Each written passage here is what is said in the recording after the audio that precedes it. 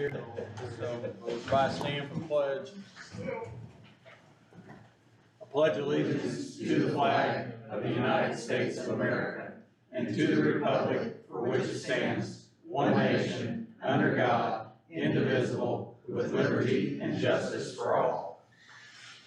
All right, this is the part of the meeting that if you're not on the agenda and you have something you want to bring up, you can bring it up. You can't act on it, but we can take it under advisement. So is there anybody that's not on the agenda that's got anything to say? And I see nobody standing up, so. All right, BJ. Good to see you. No matter where you see, buddy. Okay, we've got our renewal offer back. It's at 5%. They started at 19, we got them down to 5, but we're at 116% loss ratio. So to put that in perspective, we're upside down by about 300. They're upside down by about $300,000 this year. I went back and looked. They were at 16%. 116. Like they've spent 116% of what they've taken in. Okay. So we've had a lot of claims. We had 2 large claimants last year, which are over $40,000, and we have 5 this year that total about 600 grand of your total spend, which is about 30% of it. So that was a big tick. To put that number in perspective, and it's a no bid number. So if we bid it, we lose that. Yeah. And to put that 5% in perspective, when we were with UHC, you were at an 88% loss ratio, and it was a 9% increase.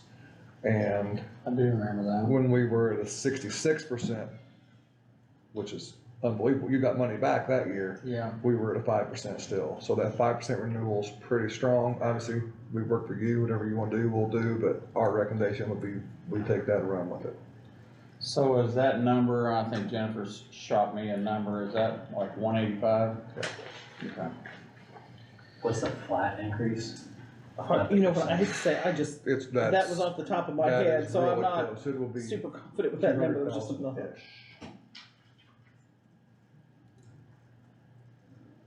Only because how many people you have employed and stuff fluctuates so much, it's hard to put it. So so you're saying it's between 185 Yeah. and 200? That's what I would guess, yes. Yeah, and that's a conservative number. Okay. All right, well, I mean, I know you came to us many years with good and the bad and the ugly, but coming from a corporate world, 3 to 5% increase every year is probably the norm. So, Yeah.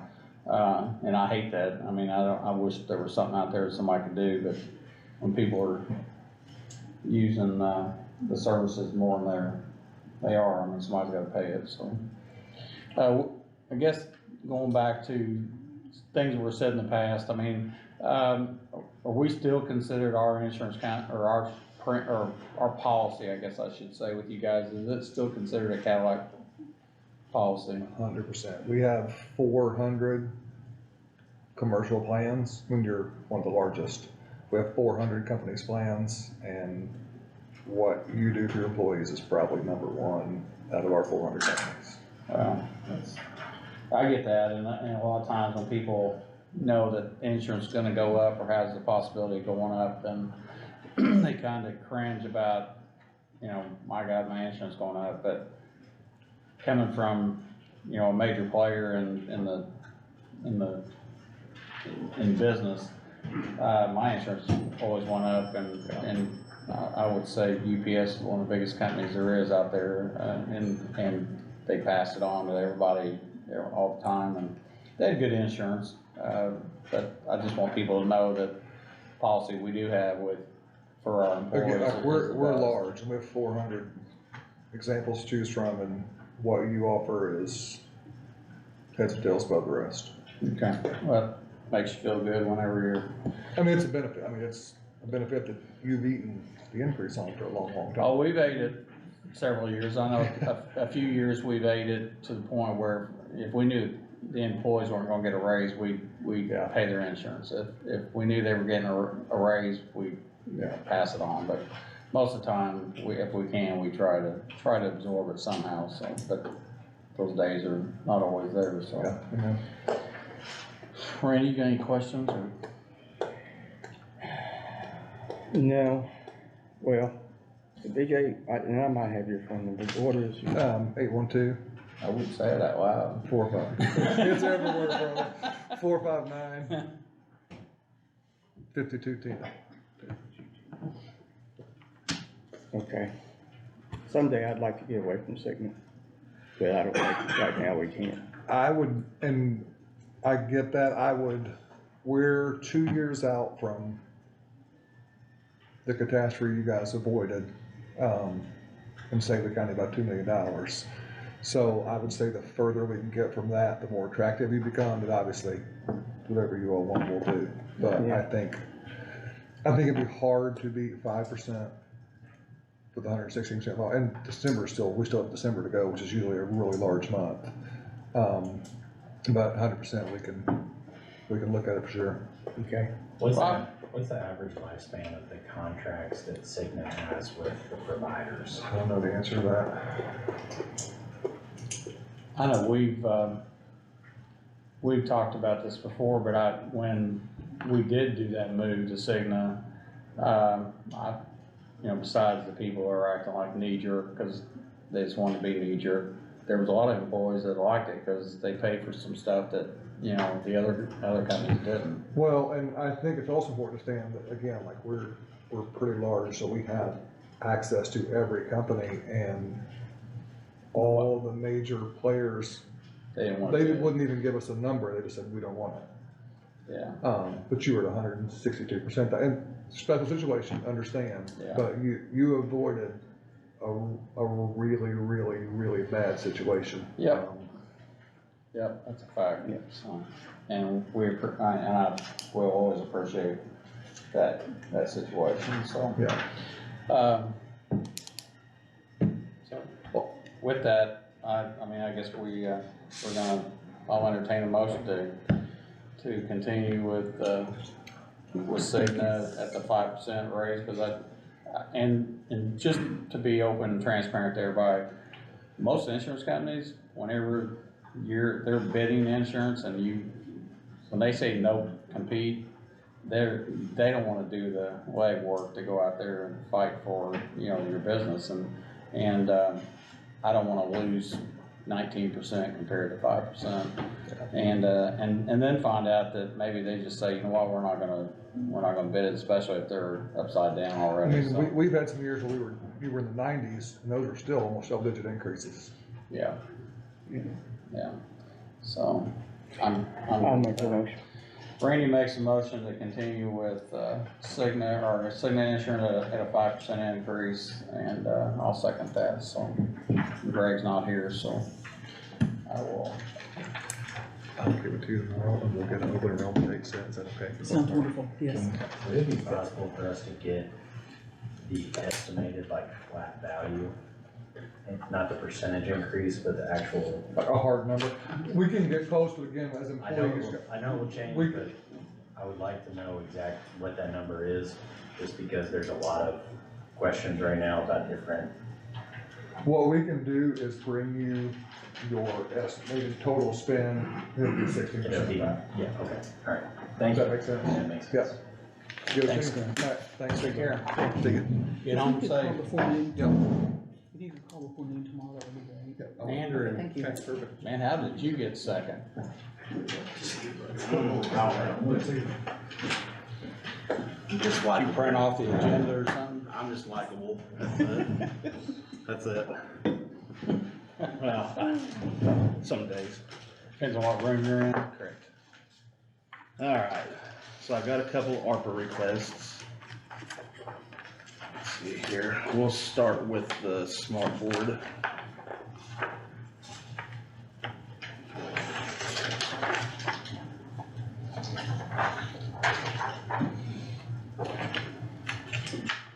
So what's this thing? Is this like a TV type of thing? Yeah, I talked to one of the councilmen and they brought this up. And it would be a good purchase for you guys, council, and pretty much anyone who uses this room. It's just a smart board. We do have the options of a 55-inch for two, $5,999. Or they do have a 75-inch, which is, that's a pretty big screen, so. How big's that one? 60. So, they can be on carts, pretty small little cart to be rolling around, but even a 75 sitting there, or 55 is kinda just, Then we're looking at dumping over a $3,000 TV or a yeah. smart, yeah. Well, it's a full touch screen. You could pull up anything on there whatsoever, hit a button, start drawing on it, manipulating stuff. I changed that word. What? We don't manipulate Okay. anything around here. Adjusting stuff. There you go. Clarifying. Yeah. It'd be a pretty good So how much for investment, but 75? the 75 is $5,999, so it is a major jump. But anytime you increase screen size like that dramatically, plus the digitizer on top that, since it's touch and all that, it jumps dramatically. And how much is this one? This was a 60. I mean, that's just the non-touch TV. That No, was- I know, I mean, yeah. 60 inch. I can't remember how much that was when I bought it. What's your other one? $2,999 for a 55-inch. It's 55 inch. Yeah. There's the 75-inch price. That's what I had the first time. Yep. Rolled up. There's the 3,000. Alright. But I did my research on it, and Vibe, the company, is newer and growing, and it has really good reviews, and that's what everyone's going to, instead of your big name brand Dell and everything else, so. It was just brought up from one of the councilmen, and I thought I'd present it and see what you guys think about it. It can be mounted, and it can be taken right off, put on a cart too, so it's kind of universal too, so. How long does something like this last? I mean, it's an electronic, it can last a month or 5 years, so. Wow, Yeah. you sold me. I know. I mean, average, it's probably gonna last, I don't know, I really couldn't tell you. You can get it out of the box. A year, 2 years, 3, it's really hard to say. I mean, no warranty information. I would say probably a year. That's what mostly manufacturer warranty are for anything like this, is a year. Okay, so this is something you could take like a, You could throw a spreadsheet up there and immediately start drawing on it and circle stuff, or pinch to zoom and make it bigger or smaller. You can throw just a blank canvas up there and start doodling or drawing, graphing stuff. It's, well, and this diagram here, it looks like they have a Zoom call going on, they have people on. correct, it does have a built-in camera, so you can do any kind of conferencing, and you can have, say, Split screens. the spreadsheet up there and you're circling it, they can see that in real time, what's being put on the screen, and Okay. there's a lot of different possibilities with the, you can wirelessly cast to it, you can do wire, you can connect phones to it, you name it. Okay, well, that's something different.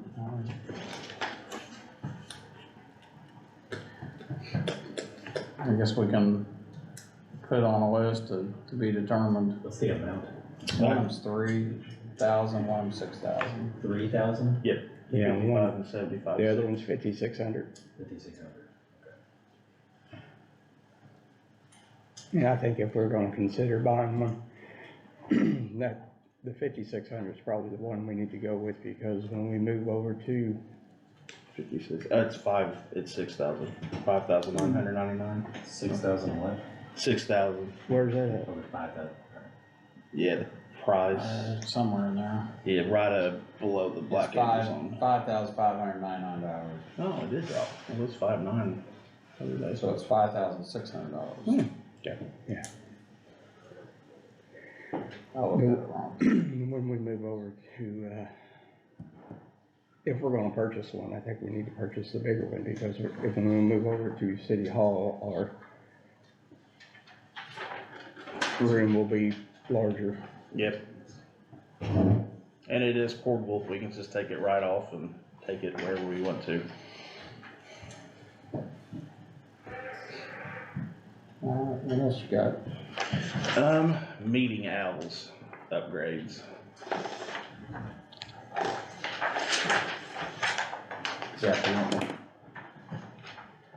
Oh, man, let's wait. The meeting owl project. So that we have new meeting owls, they're 4K, they just came out, probably 5 months ago, I'd say 4 or 5 months ago. Major upgrade from what we have right now. I was thinking about upgrading these, then also making a portable unit, maybe like a Pelican case, the pick out foam, loading to with a laptop and having that set somewhere if we have meetings somewhere else or another department needs to just grab that and be able to record anywhere in the building or any of the buildings. The meeting owls are $2,000 a piece, so it is an $8,000 project. But since we've had these, I mean, I've liked them. I've heard other people like the videos. The new ones, like I said, 4K, big jump in video quality, and also audio quality has a lot better noise cancellation. So if you're sitting here ruffling papers and doing this, it will take that out. So,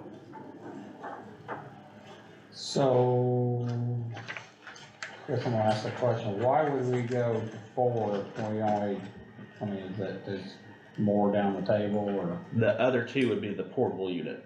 Okay, so Yep. so we couldn't make these, okay, I see what you're saying. Yep, 2 stationary, 2 in a Pelican case, rolly type, something where you can just grab it, take it to another building if you need to. Okay.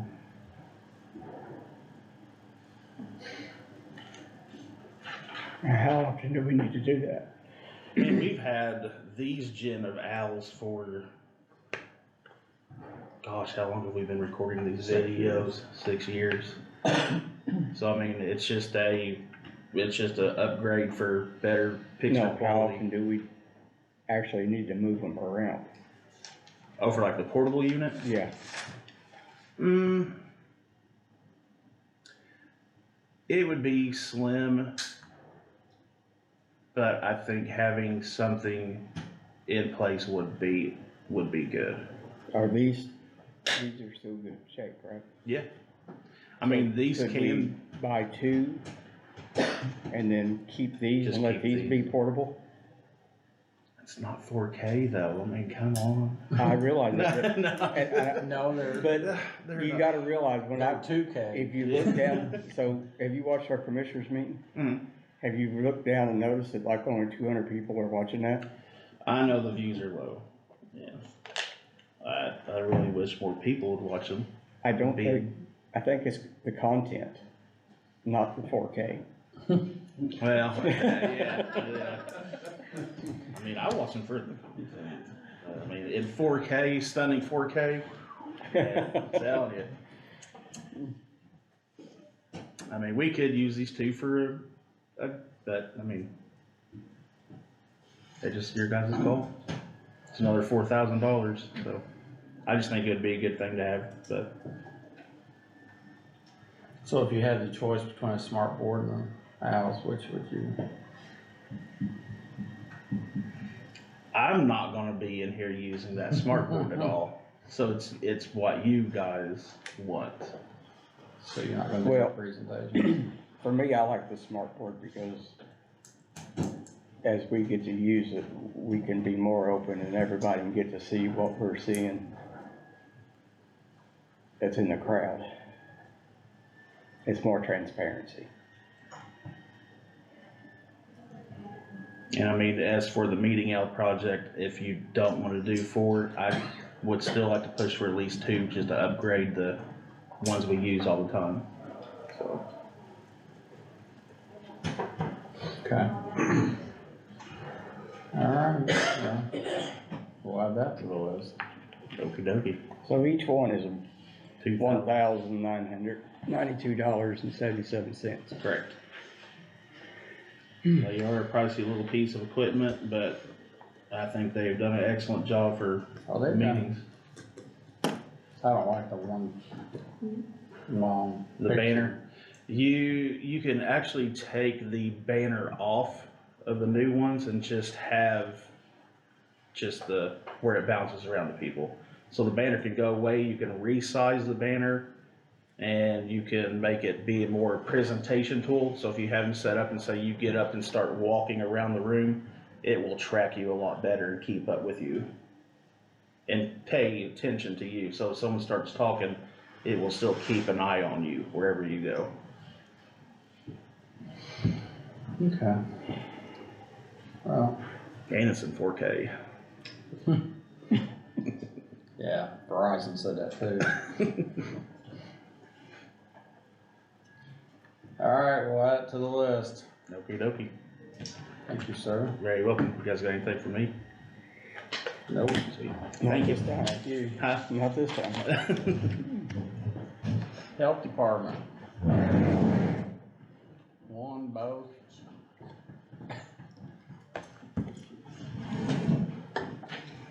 All right. The state house came down with some new laws for on-site sewage. So every county has to redo their on-site sewage ordinance. We finally got ours approved through the state, so now we have to bring it to you guys to get it approved. And then it has to go to a technical review panel. Did Clark do So that? what's on This site? has to do with the changes to, like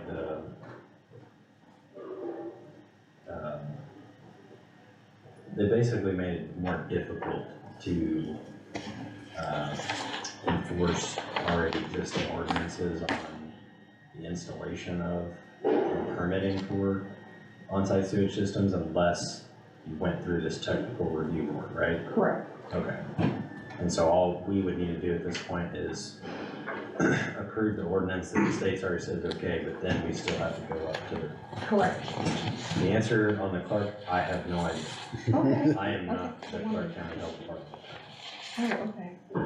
So you don't But know. on the, are we talking individual septic systems? Is that what they're talking about? Or you're talking about municipal systems? This is individual. Yeah. Yeah, individual systems. And I sent it, do you guys need another copy to look at right now? We'll just take the word for it. Okay, this is the one that needs to be signed, so you can put that in. So this is a new amendment to the state, or we're amending ours to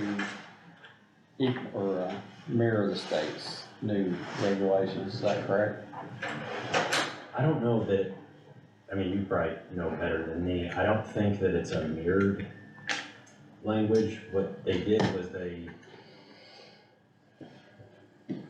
my understanding was they're allowing more people to participate in the installation of on-site sewage systems and making it a little bit more difficult to, depending on how you look at it, regulate that. But they're allowing certain types of regulations as long as you go through this review process. So I think there were some ordinances that had been on the books in certain counties that would have become unenforceable, basically, because of the types of restrictions that they had in them, the number of the types of permitting that were required to do the installation. That has changed. So I think, I don't know that we're mirroring anything, but we're submitting like a proposal that meets the new requirements. So is this the ordinance that you wrote? I did not write this ordinance, no. They did submit it to me and I reviewed it. Okay, that's where I'm getting at. Yes, and our lawyer went over it. He's helping Jennings County get theirs also. And I think he had reached out to me at some point and said that he wanted to talk about something. I imagine that it was this, but then I just got a copy of it and I looked at it. I mean, my position is that if the state feels that it's okay, All we're doing at this point is approving it contingent on the review panel giving their approval, and it would only, I think, become effective after that point. Yes. Okay. Jennifer, since this is an ordinance, we have the next ordinance number.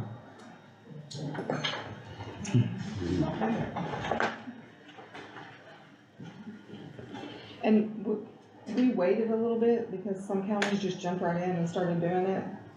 And I talked to Harrison County, she's been to the commissioners 11 times because she kept getting it and then submitting it and they had changes, and so we kind of set back for a little bit and kind of let everybody else do that, and then they've kind of worked out all the kinks. So hopefully, once we get it approved with you guys, it'll go through the TRP pretty quickly. 4? And I think that once we get the approval from the technical review panel, We would need to advertise any of the fee schedules. I mean, I think when I read it, it referred to fee schedules that you already have. But I think, well, you already have this imposed, right? Right. So I don't. You don't think we even have to do I take that? that back. Okay. Yeah.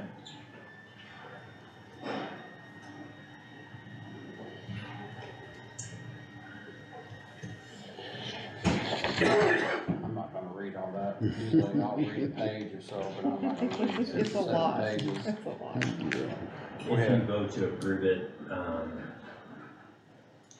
you would either need to vote to approve it on, one reading, one review, And 2 or of us do that. 2 of you can vote to approve on a single reading, or 2 readings in a single.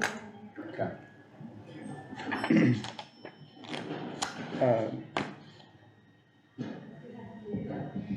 I hate to ask you to do this, but I'd like to actually get a copy and have a chance to read through this. I emailed it to you, did you get it? Yeah, You didn't I get it? probably didn't see it. Didn't see it, okay. Yeah. And Greg's not here, so, Well, but what Zach's saying is that it's gonna go to the state, and they're gonna either approve it or disapprove it, and it's gonna come back one way or the other, so. okay. And it's something that's being done in every county in the state, so it's nothing we're gonna change. Well, I guess that's true. I mean, you could make changes. I mean, I don't wanna say that you couldn't. I'm not a legal mind, so I'm not gonna be changing. I think the way that they've made it is that there's a little bit more uniformity across districts. Because I think one of the issues they had was like, in Harrison County, for instance, you might have some people who were doing installations or doing checks for permitting and things, and they might have a totally different standard and rule than you would have in Clerk, Scott, Washington, any of the surrounding counties. It made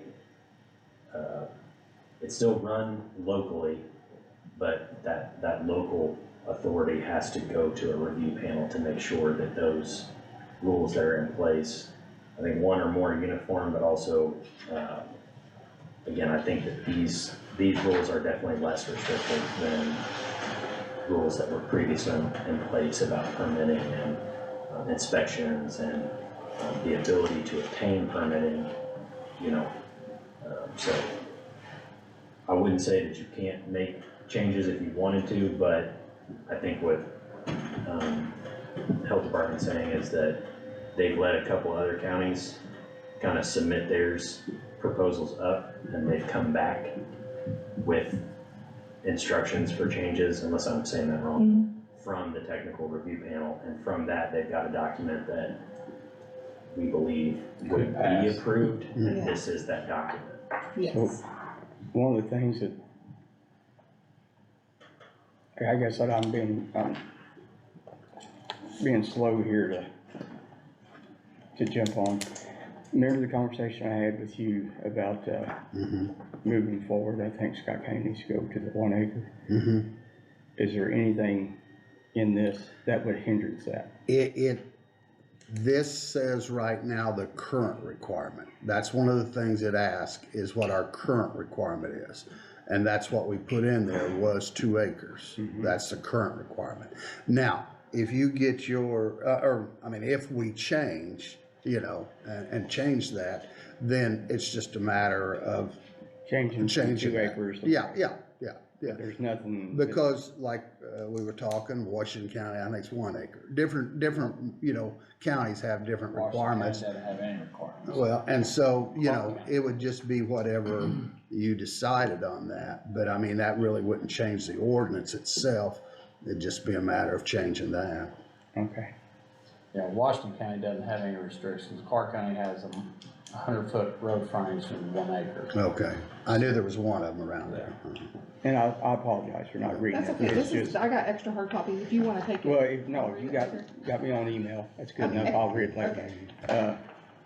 It's just, we've had a lot going on, haven't we? So, I'm good with it. Well, I mean, it sounds like other people have done the legwork, a lot of legwork in the beginning to know, hey, this will get approved. And if we hold off, we're just buying time, so. So I guess, I'll entertain a motion to, pass ordinance number 2024-4, amending, the Scott County Sewer Code. I'll make that motion. Randy makes that motion, and I'll second that. And, do I have to vote once again, or am I good with Votes are passed on. unanimous? It's 2 readings, right? 2 readings. What we're saying, okay. Then no, you Yeah, don't I have guess to. we're gonna amend your motion to approving 2 readings and for tonight, so. So on this 20th day.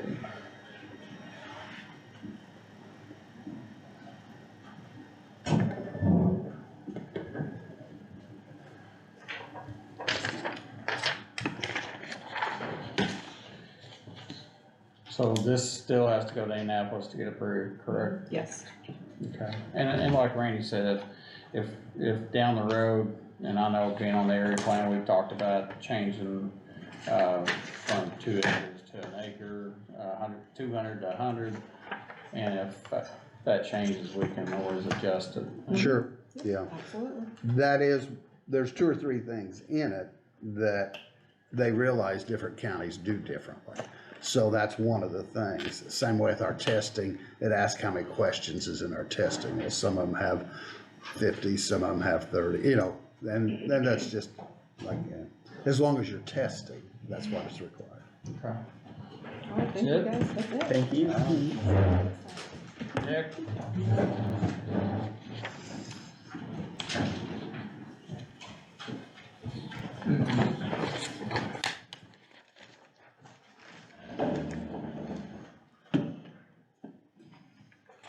Caught me at a bad time. Yeah, evidently your mouth's full. Young bears. Taking them out of your daughter's. Taking them out of your daughter's bag. Probably.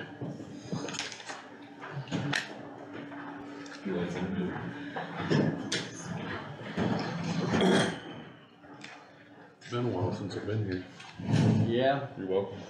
appreciate that. No problem. Here to help. Financials are up top. If you're interested in those, year to date's 2.27, current cash ledger's 1.25. So that's where we're sitting financially, and I've attached both of those sheets on there, including our cash ledger. How's the paramedic program going? We're finishing up the didactic part. How many you still got? 13. Same? We had those initial 2 at the beginning, and that's been it. So it's been good. Finish up the didactic part in the beginning of January, and then they go to their capstone.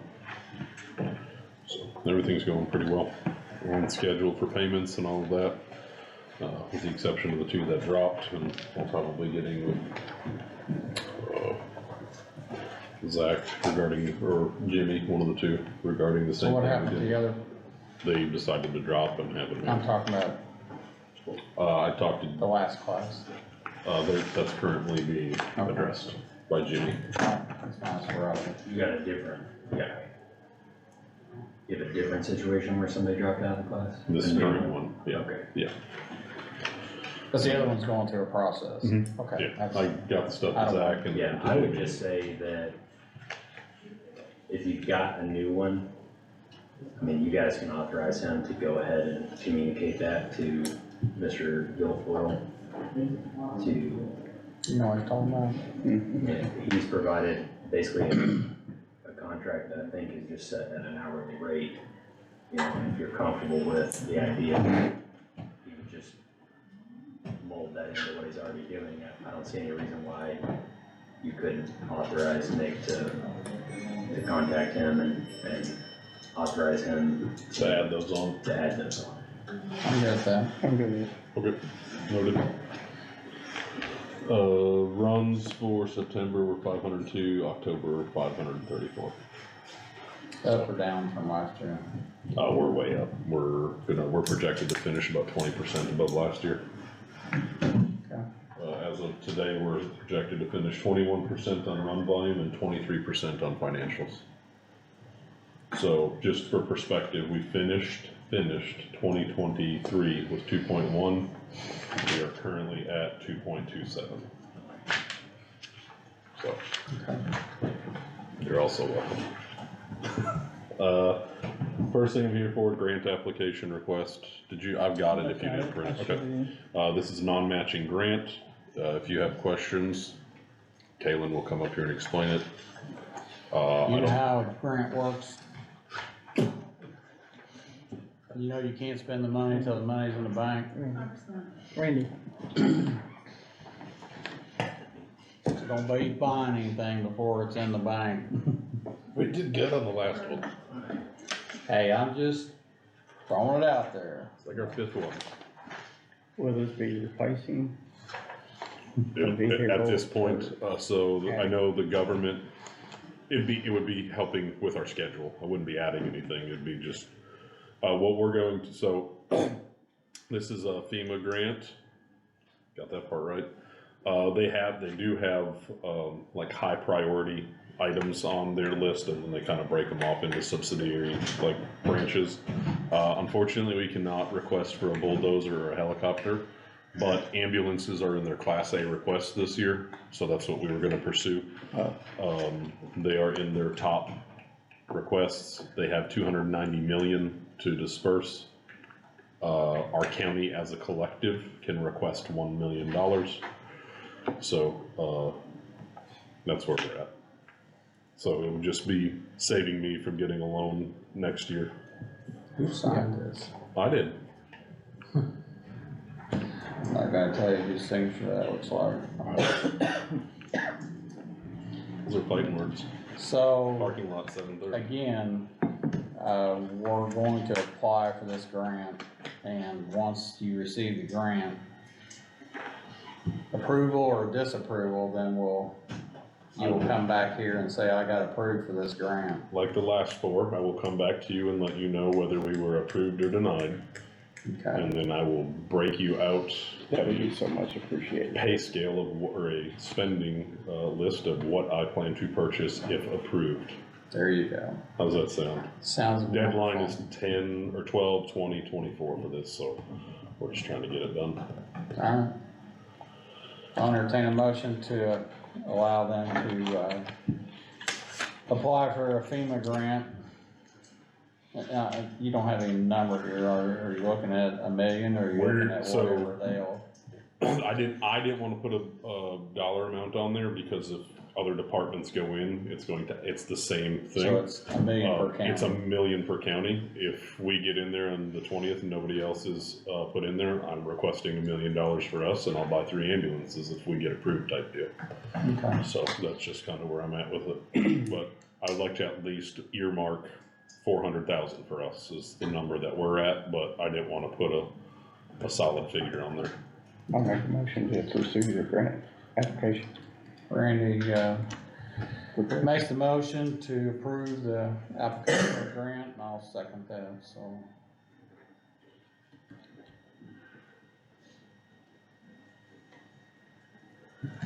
There you go. Yes. There you go. Here's a second copy of that. So the other reason I'm here, I know we've kind of, I've hinted at this and I've talked to Zach, and I also emailed Addie up at, Right here, thank you, And I was coming here to request, We got, where we at the commissioner meeting, or do you have a BZA meeting tonight? Yes. I don't know where it's gonna be. It's downstairs in the OC. Oh, it's downstairs. Yeah. Thank you, Mr. Howard. Is it unlocked? I hope so. Is it unlocked? Is it, It's downstairs, DLC. But is the door unlocked for me? I would like to, I came here to make an amendment to our appendix, our EMS appendix within the county handbook in regards to PTO and our redemption. Currently, we've never got comp time, we don't get longevity.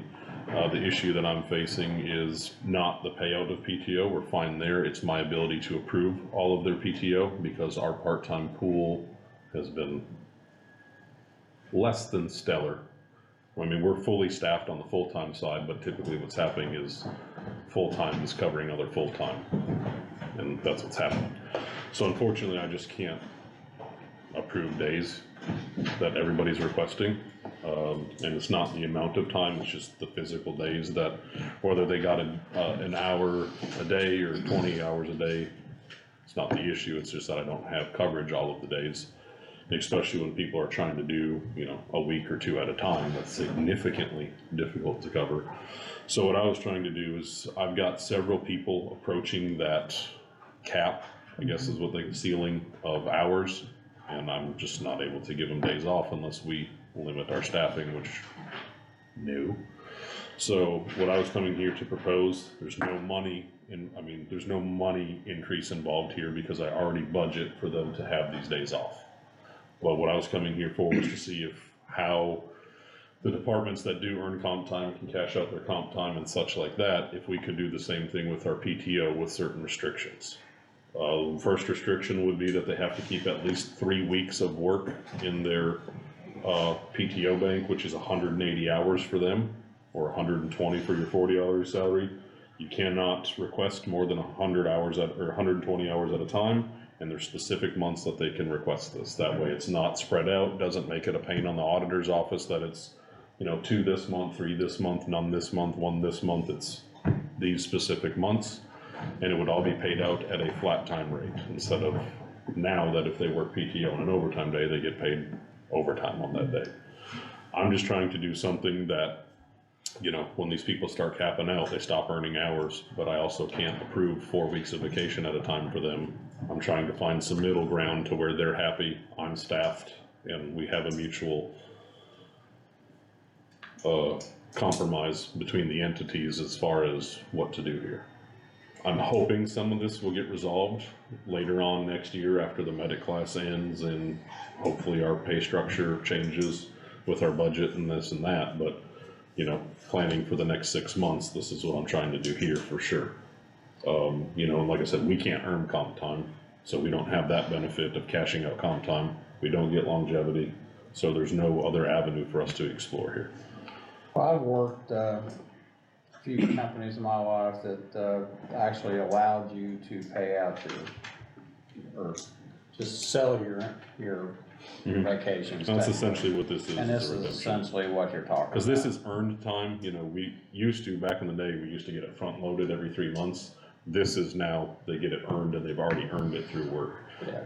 Like I said, I also attached Addie's email and her response to here that says, we've discussed adding the one line in here originally that the policy was approved by both the commission and the council. However, there is no change to the salary ordinance or the department budget. The commissioners will need to approve it. It's up to you if you want to send it to the council as well. It's legal to do, correct? The thing is Addie's reviewed it all, they've approved it, meaning that they have looked at it so that they agree that basically it's a policy decision at this point in terms of what you all want to approve as a board. So, and Nick knows, like I told Nick, my feeling, and I don't know if my feeling influenced Addie's email response, but my feeling was that for whatever reason, because our handbook is a joint commissioner council approved handbook, Downstairs. That, that any changes to that, you know, I mean, why it was approved, I don't know, but again, any changes to it, my only recommendation would be that if you approve it, that you send it to council for consideration. What's your thoughts? I'm fine with it. I mean, It's ours. here's where I stand. You've done a great job running this department. You know what you need. I don't believe in micromanaging. You tell me this is what you need to do, I'm fine with it. Appreciate that. I mean, it's, I wouldn't go that far. Well, thank you, Randy. Like I said, this would be something that, you know, if you approve, will be in place after I depart. You know, it can always be modified if we find an issue. where you going? I don't know. You know, as far as the expense, I know the one conversation when Zach and I talked was the potential for increase in expense. I already factor in a percentage of their vacation into our budget anyway. And with us putting a cap on what they can cash out at a time and all of that, it alleviates all of that. Again, my understanding based on my discussions with Nick is that there's gonna be no, you know, immediate or long-term impact to his budget, but again, that would be normally the reason why I would say send it to council. I'm saying that at this point because the document we're talking about amending was approved by the commissioners, but also separately approved by the county council, and then it was adopted as the county handbook. They have separate pieces and their addendums that apply only to EMS. This would be one of those, and in the past we have sent those to the council, and I think, again, I don't know if my thought was I told Abby, communicated to Abby, it was. and that's why she put that in that It was. email? Okay. Yeah, I told, because they asked if I talked to you, Yeah. and I said the counselor's only concern was that big picture, this should only be a commissioner change because there's no rate of pay has changed, nothing's happening. However, since on the inception of the handbook, it was initially approved by both, which Addie did tell me, you have a separate appendix, and initially only that appendix when it was approved was done by you guys. But then when we did the PTO, council was involved, but that's because there was a monetary change. She said, so that's why she doesn't feel like it needs to, but at the same time, proceed with what you feel is right and what's been done in the past, and that's what she put in her email. I'm fine going to the council if that's what you choose. If I don't have to go to the council and you approve it, then I can expedite this process so they can start doing this now. I'm indifferent. If I have to go to the council, I'll go to the council. If I don't, it saves me a meeting. I'm indifferent, and if Zach feels like we should, then we should just go to the council as well, but I'm indifferent. Well, I'm fine with this, cause like I said, I've worked in companies that did this all the time. I guess where I look at it on an employee side is if the bank is currently capped at 500 hours, if you can't pay it out and they can't sell it, then they're actually going to be penalized because They can't accrue no more, They correct? can't accrue anymore, so technically they're losing. Correct. So as far as going to council or whatever, if Zach says he feels comfortable doing that, I don't see money changing here. This is just my recommendation, it's not, You you guys get to vote, I'm not gonna.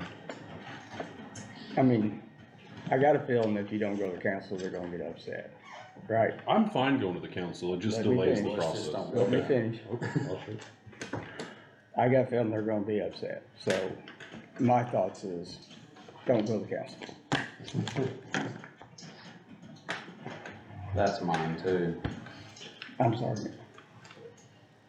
I'll entertain a motion to accept the change in the handbook to read that, I would just accept the addendum that's been okay, submitted. so there's an addendum, so. Yeah, so what I gave you You both have copies, but this would be what it changes to, which is a change. I'm not reading that. Okay. All right, I'll entertain a motion to accept the PTO amendment. I'll make that motion. Randy's made a motion to amend the handbook for a PTO amendment for Scott County EMS, so I'll second that, so. And so I'm gonna say that I don't think you need to go to the council. Noted, thank you. Do you wanna initial this and I'll give it to Jennifer?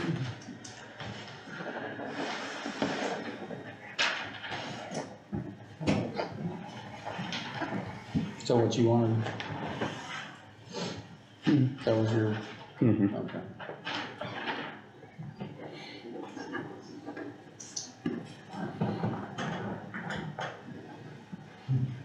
And I say that only in the fact that there's no money, there's not any money changing hands, so.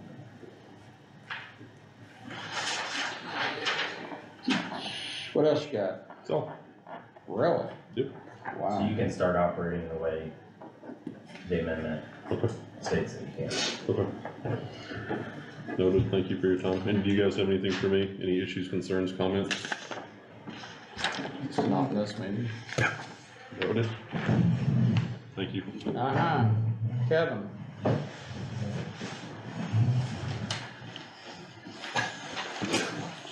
Nice guy.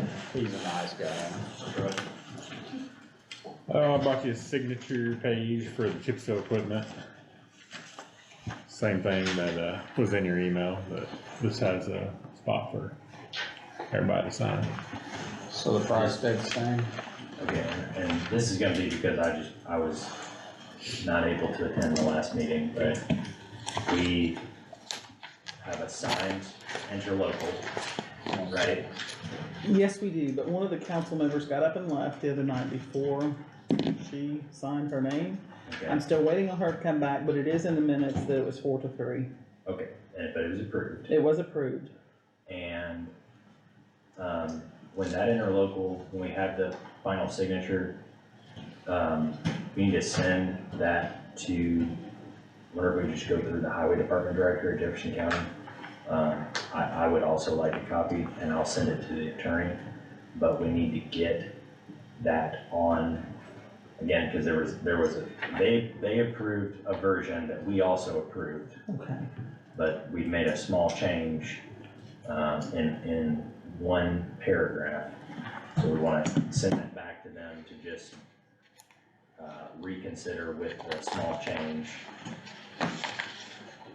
The resolution that we approved previously for ARPA funds, the council vote and appropriate the money, right? Yes, they did.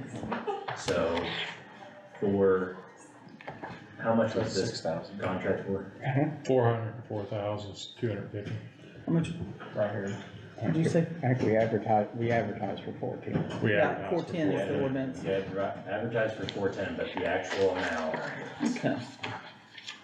It's 404,250. okay. There's $550. And by 5,000. signing this, that puts us under contract for the payment, right? Yes. Okay, so we're good to go on buying this piece of equipment from my perspective. Okay. So the interlocal agreement, I just need to send that back to the superintendent of Jefferson County and get him to run that back to him. With our final signature on there, and just let him know that their attorney knows that we made a change. I've submitted the unsigned agreement to him. If I could get a copy of that as well, so that we can get Jefferson County's signature on the amendment, we can go ahead and buy that piece of That's equipment. what we got. Do you want this tonight, or you want me to wait till the 4 signatures on there? Do I want The interlocal now, or do just you? wait for the signature? Okay. So this actually came in less than the $410,000 that we had set aside for this. So there's a savings of $5,750, I think, from what we had set aside. So that's a plus. So, Randy, I'll entertain a motion to, and I know you wanna make this motion, I'll entertain a motion to purchase a chip spreader for $404,250 from Southeastern Equipment Company. I'll make that motion. It's only been a year and a half in the mix. Yeah. So Randy's made the motion, I'm gonna second that, and, hopefully we can get it ordered and, down here at the bottom, it's got multiple places, purchasers that can have it part. Yeah, I told him to put several spots right there. I figure the commissioners need to sign and then Jennifer needs to sign. So I signed it last week just to hold the price. And we'll get that.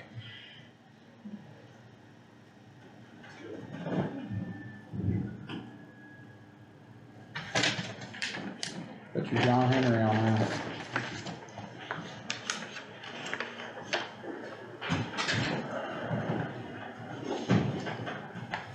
Zach, I wanna thank you for all your legal work on this interlocal and everything else, cause I know it was back and forth and up and down and everything else, and Kevin, I appreciate all the stuff you've done. Yeah, I wanna say thank you to Kevin.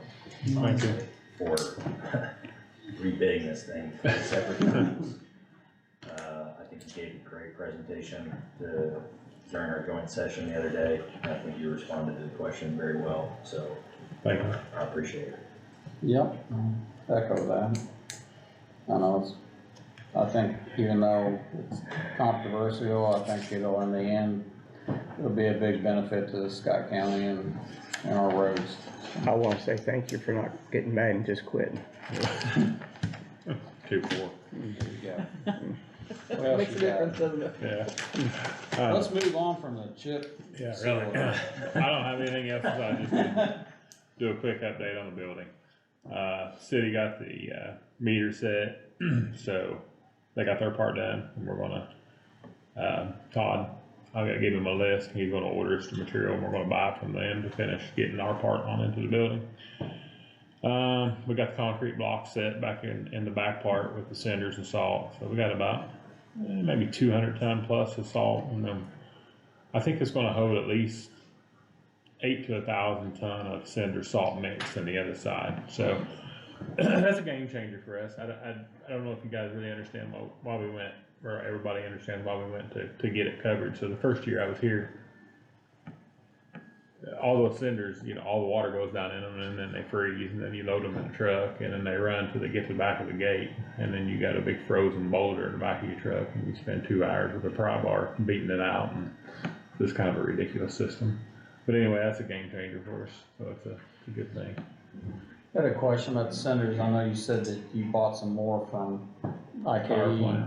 I was talking to one of the employees over there, and they said they're back to selling them again, so even though they acted like they were gonna stop, so, I mean, there's still an avenue there. I don't know the whole story of that, but now they run them through those ponds, I guess, and they got a special pad they put them on, and they seem cleaner, I guess, for lack of a better word, so maybe that's why they're available again, I don't know, but yeah, we got them this year anyway. The only other thing is, originally when I started this, I was thinking a oil burner for the heat in it, but I've not got any good responses off that from multiple people as far as working well. So as far as burning our own oil and those oil, and yeah, but they're very finicky, and you have a lot of problems out of them. You have to man them all the time. Yeah. So think of maybe just natural gas wall hanger. We have a meter on the back side of the building. It may not be big enough. It may just run from the road. I'll work with Midwest, and kind of see what the best direction, cheapest direction to go on that. But I think we thought that was the best idea because we got a lot of oil. But if it isn't gonna work, we can't leave it over a weekend or a long holiday and not check it. It's gonna have water in it, and I'd be afraid to quit, and then the lines will bust, and it may not be worth having, so Okay, we'll probably go that direction. sounds good. That's all I got. Alright. I'm going to entertain a motion to move the agenda around, because we've got some people in the audience that we probably need to get to, and not have them sit here through a bunch of stuff that other people aren't here, so. You too. Bye guys, happy Thanksgiving. Thanksgiving to you. Michelle, I'm gonna jump around here now. And guys, I'll get back to the ARPA money here next, so there's some other things, we'll just jump around here. All right, what do you got? So, I am coming to you guys because I need a job description amended. I have a part-time, second deputy, and then, I have a job description for a election clerk, which is like a voter registration. Through the budget, that we did for 2025, the part-time budget, and, the clerk perpetuation fund is going to fund a full-time person, but with being clerk perpetuation funds, I have to have specific job descriptions in that, so I just need to get a job description kind of changed and morphed to accommodate that. Is it just a job description change or a whole new position? Job description change, so I have both of those, just those jobs. You already have them? Yes, I Have just they already need the, gone to Wagner, Irwin, and Shealy? these are the ones that Wagner, Irwin, and Shealy have approved, I just kinda need them. So you just need to approve the job description at this point, and Well, we need to write it because we need to kind of combine these two. Those are older ones that we have been pre-approved, but I think we want to combine them to make a new one, correct? Yes. well, then I would wanna resubmit them to Wagner, Irwin, and Shealy. If you would, And I've never done that, so that's why I'm here, if just you would asking. give Michelle authority to, send those to Addie Rooker. Jennifer has Addie's information. Is there something in the state statute that changed that warrants you to change the description? So, it's just the fact that it's going to be, because we have clerk perpetuation funds, from the way that I understand, clerk perpetuation funds have to have specific, guidelines with it of why we'd be using that to pay for a clerk, and then I'm also having this clerk do voter registration, so I wrote the HAVA grant for this, and I have not been able to get a second HAVA grant to cover it, and so we're gonna use perpetuation, which is like record retention, so the person will be doing voter election registration plus voter retention, or, So they're gonna be having two different, yes, court record retention of like, we still have tons of things that we are still trying to scan in and stuff along those lines, for a paper copy to a digital copy. And so this person's going to be doing two things, and I don't have a job description that combines those. like Zach said, I think you, reach out to, our HR department, have them marry the two together, or link them together or If something. you have specific things within the job description you already have, then, for instance, need to be in the new job description, you can highlight, emphasize whatever you need to do, and then if you have other things that are not in either of those, Right. need to be added in, obviously communicate those, and, Yeah. And I'll include all of you guys in there, I knew that this was the very first step of coming to you guys to do that, so. Yeah. That's why it's just discussion, keeping everybody in that loop. Alright. And that's it, so I have the permission to reach out? Okay. So, while you're here, I had a, or I guess I wanna clarify something, I guess, and I'm trying to get it out of my mouth. In the 2025 budget, is there a reduction in the clerk's wages or the deputy clerk's wages? And I'm saying this because, I'm hearing that because the clerk does the election board in the elections that she gets paid a different stipend or something from a different account. I mean, can you explain that, or do you know, I'm sure you know what your budget is. I mean, if you want me to explain it, I can explain what happened. Yes. So, statutory code 3-6-5-9 is compensation of members and secretary for the county election board. The section, and I'm just gonna read it verbatim. Each county fiscal body shall determine in the manner provided by law the compensation of the appointed members of the county election board and the circuit court clerk for the clerk's services as secretary of the county election board. My understanding, and you can tell me if I'm wrong, is that the county council zeroed out the services line for the secretary of the county election board. Yes, sir. Okay, so, and that's what I believe happened. I don't know why that happened. I think that there was some maybe confusion about rules related to dual office holding, and there's rules related to receiving compensation for 2 positions, okay? The statute specifically says that the secretary of the election board is the circuit court clerk, and the county fiscal body can set the compensation. I think that's it's not an issue of dual office holding, so I think that's a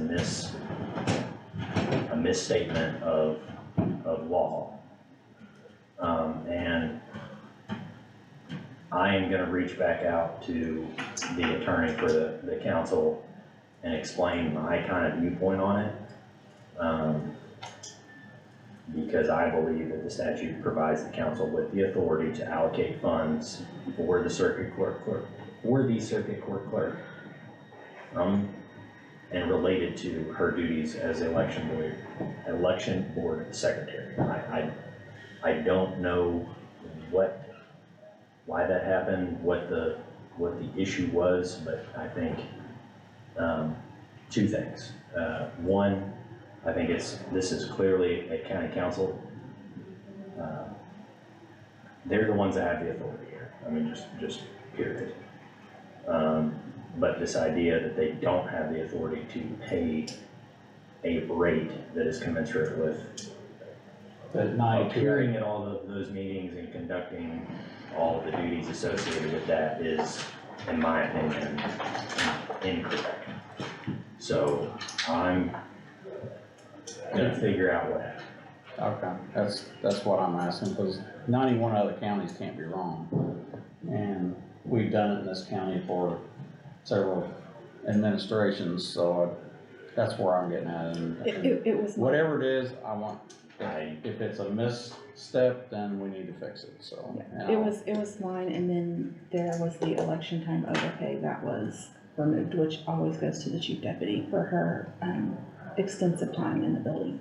The 2 board members, they kept their pay, but mine and the chief deputies were removed. Okay. Again, hopefully it's just a oversight and not something that was done out of spite or out of something else, so. I don't think it was, but I think it was done based on misconception. Well, and I'll relate to what you're saying. As commissioners, we serve on a lot of boards, but we cannot be compensated for those boards. So you're in a different situation holding as an elected official, holding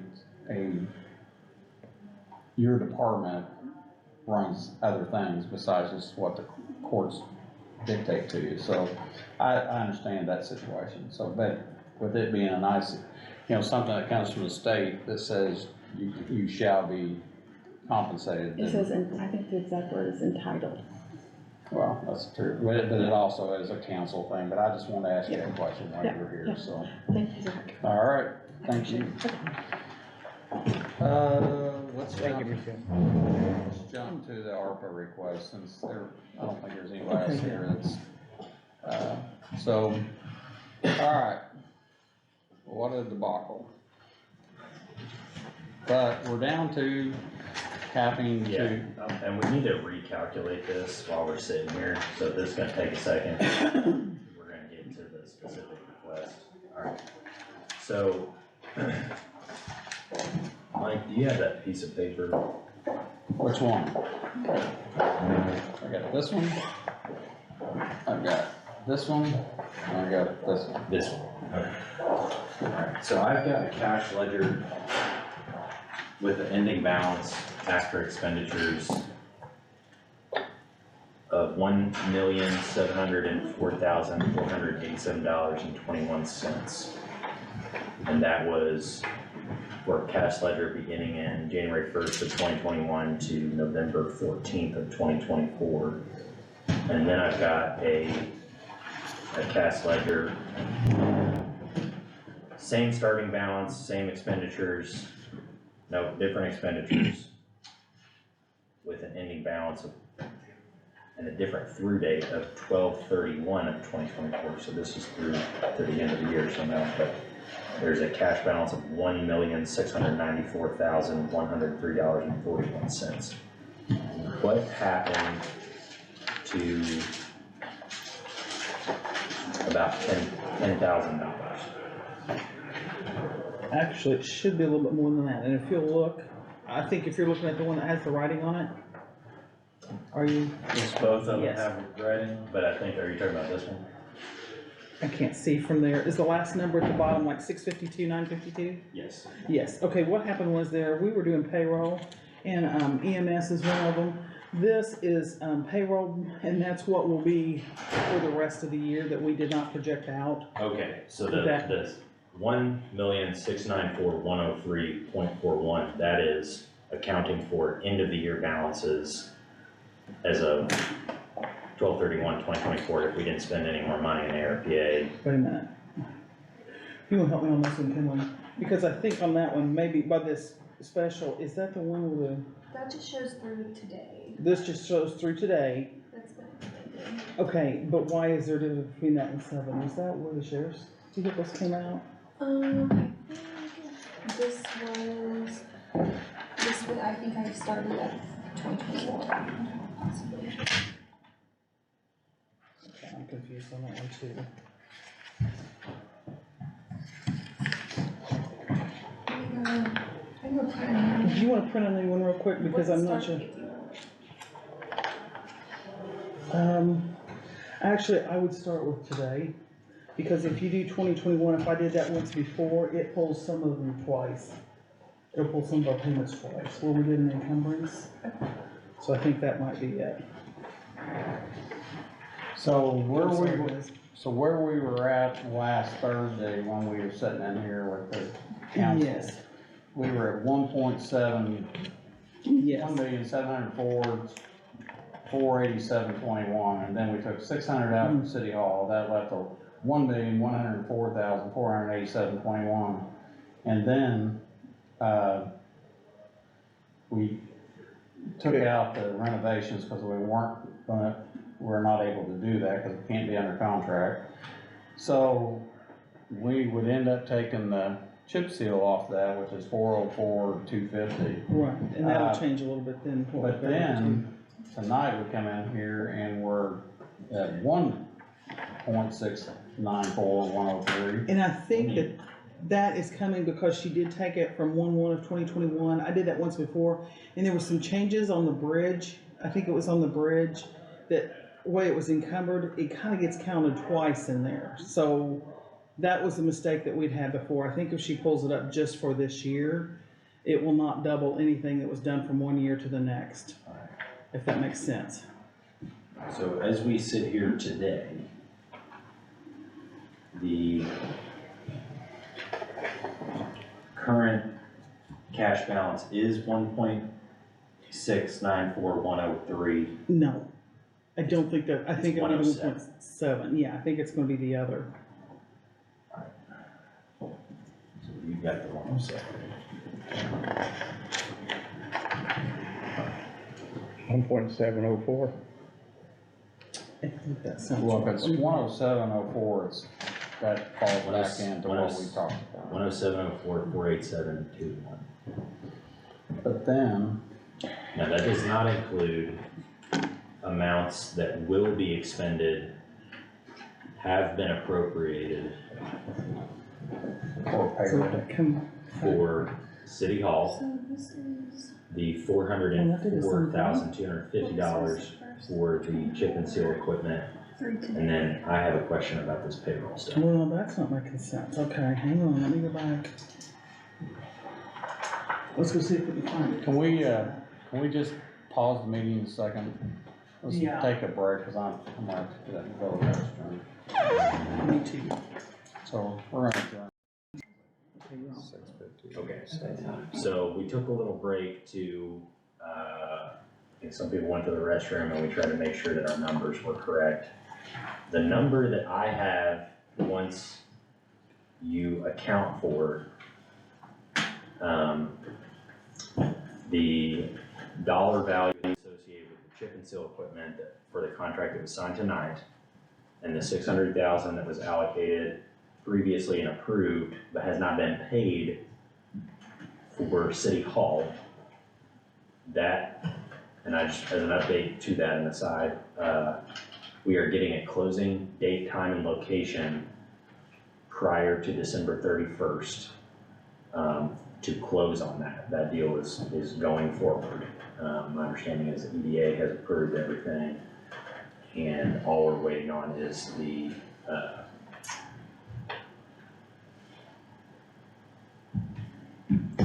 title company, closing company to give us a place to show up to sign paperwork and to write the check. That should be occurring before December 31st of 2024 is the dates that I've requested, and I think our outside counsel is gonna communicate directly with the title company about getting that date. And when we have that, I will tell you guys. So when you take those two amounts out and you take out the estimated cost basically for the next 3 payrolls, because we allocated an amount for the percentage increase for payroll this year, the number that we should all be working from going forward, everybody tell me if I'm wrong, is $658,702.01. That's what I have. Okay. 658 what? 658,702.01. So that is what remains unspent and unallocated from the ARPA fund. Okay.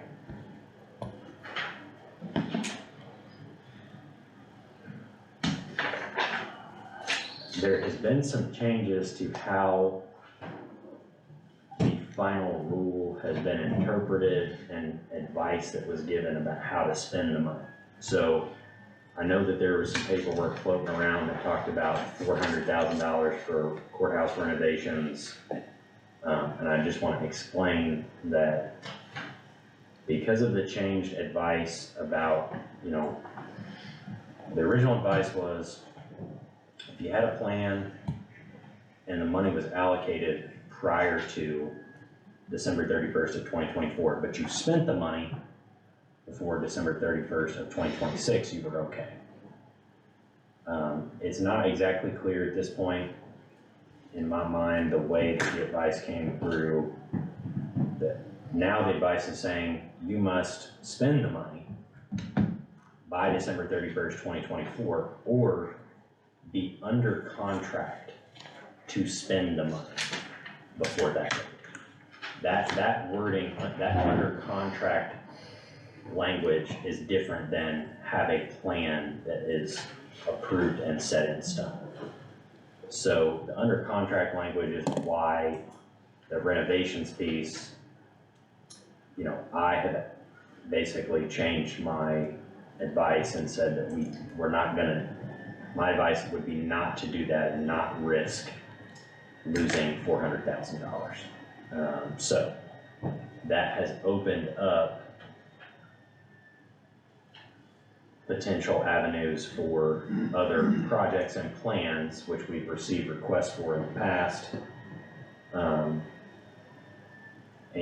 But it does create kind of a time crunch of trying to get these things approved, or not. So at this point, that's the number that I think we should all work from going forward when we're thinking about what projects to approve.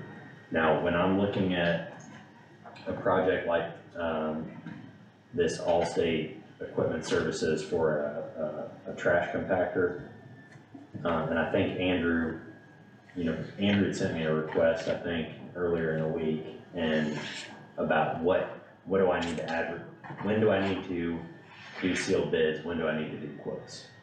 And the thing that's weird about ARPA is we're trying to follow both state procurement laws and federal procurement laws, which have different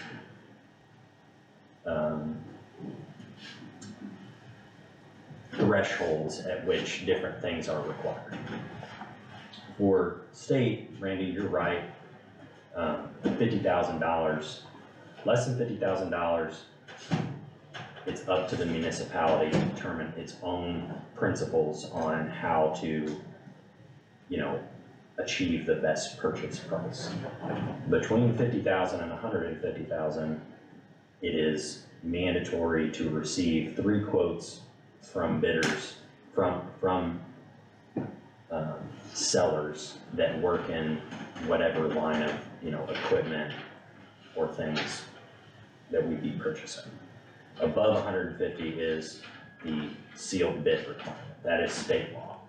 So 50 and 150 become our kind of threshold issues. I think it's been the practice of the commissioners since I've been here to anything that was in excess of $10,000, we have traditionally wanted quotes for. Yeah. Which I think is a good policy, because when you look at federal procurement, their threshold for acquiring quotes is $10,000.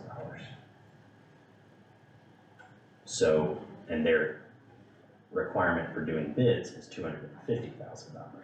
So, in some ways, federal procurement is a little more restrictive than state law when you're on the lower end of the spectrum, and less restrictive when you're on the higher end of the spectrum.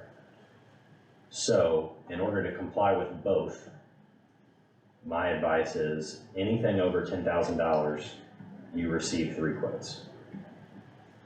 Anything above $150,000, and so that's the federal threshold. Anything above $150,000, you must bid, even though the federal procurement law would only say you need to do that at $250,000. State law says do it at $150,000. So my advice is you adopt the most restrictive threshold in each of these situations to achieve compliance with both laws and maximize the purchasing power of the county, or at least that's the theory. And that's why when I sent the responsive email to Andrew, it says anything above 10, you quote, and anything above 150, you do sealed bids. Okay, so my suggestion is if the idea is that one of the projects considered would be this 42,550 minus the 11. It's actually, yeah. We can take that number out. We're still above 10. My suggestion is that we search for 3 quoters, basically, before we approve anything like that. So I've had 3 quotes, I just didn't bring them in tonight. That was the cheapest one. That's fine. Let's make sure that we get those quotes for whatever meeting that we're going to set, which I think is the next thing that we need to do. So council's meeting in December is December. The 10th is, yeah. Greg and Randy, I think you guys have a conflict for our regular meeting in December. Yes. So let's pick a date before December 10th for our regular meeting. And this is gonna, and I realize that department heads and other people have got a ton of stuff that they wanna get done usually before the end of the year. We're gonna have another meeting in December to address most of those issues. So what I'm gonna request right now is that if you don't have something that's an emergency situation that needs to be addressed before the third week in December, when our second regular meeting will be set. That this first meeting that we're gonna set right now is effectively going to be our regular meeting, but dedicated towards approving or not approving any resolution that we wanna get in front of council on December 10th. That would be my thought process. So, the 6th pushes too far back? 6 is fine for me, it's on a Friday, but I don't have a problem. The We just need to do it. 6th would be fine with me. We just need to do it. So, December's always crap, and I mean, and we'll also have a meeting that last day or so before the end of the year, I was so. gonna say, we usually. So it'll be Monday or that Tuesday, so So I prefer Monday. I think doing a Friday meeting, December 6th at 5 o'clock I'm fine with to that. address all outstanding ARPA,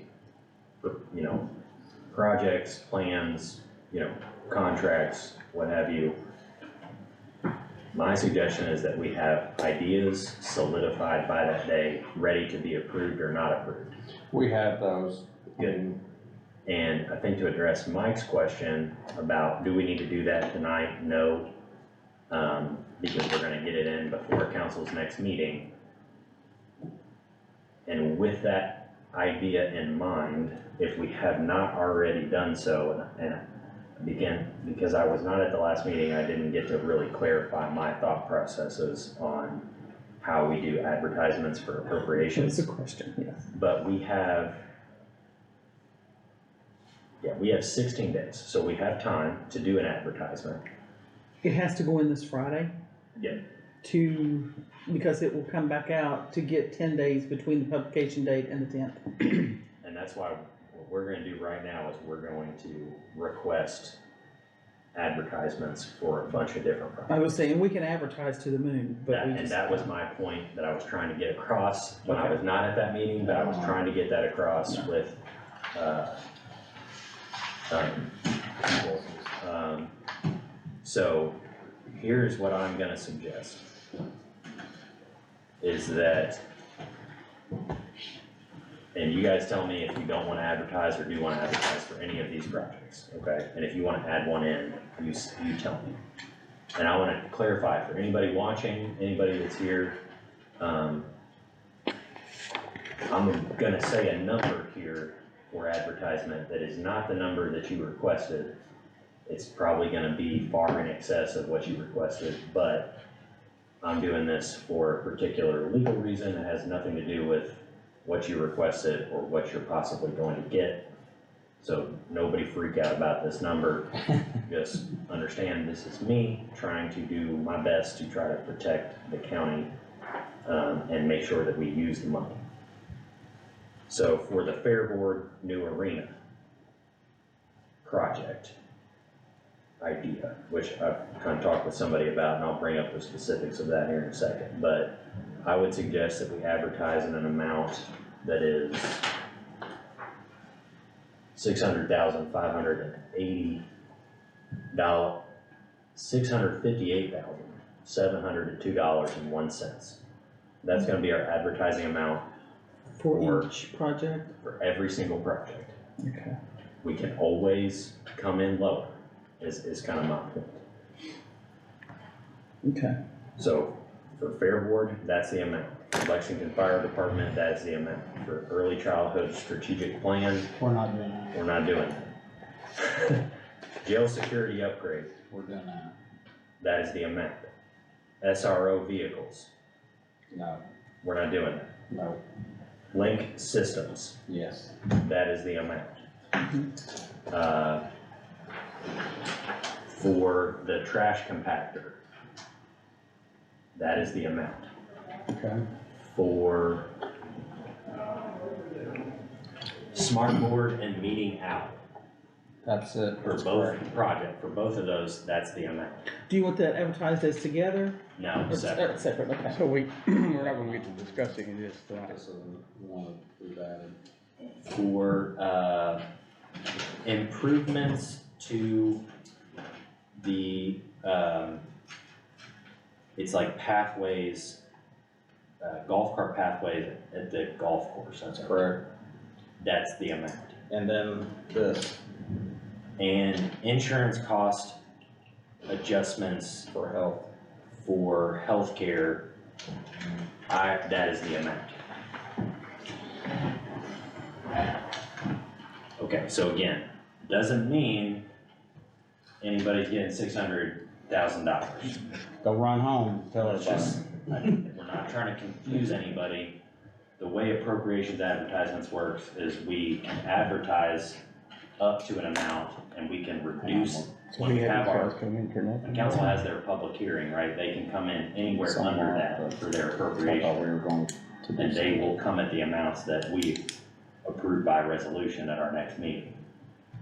But they can't exceed the amount. So the idea is we wanna make sure that whatever the projects are, we're approving every dollar and cent that we possibly can for any particular project, okay? I don't think the fairgrounds would be mad, for instance, if we said, we've got $100,000 left, we've done all the projects that we wanna do and need to get through, but we're gonna give you 100. I know you asked for 80, but we're gonna give you 100, right? I don't think you would be mad about that. Okay, so I'm not saying you're getting 100, I'm not saying you're getting 80, but I just wanna make it clear that that's how advertisements work. So we're just trying to make sure that we deal with that legal hurdle, let's call it. So, under 150, 3 quotes. This is what I, we would have. The answer is Put on the is insurance. above 10, 3 And let's quotes. get you to 0.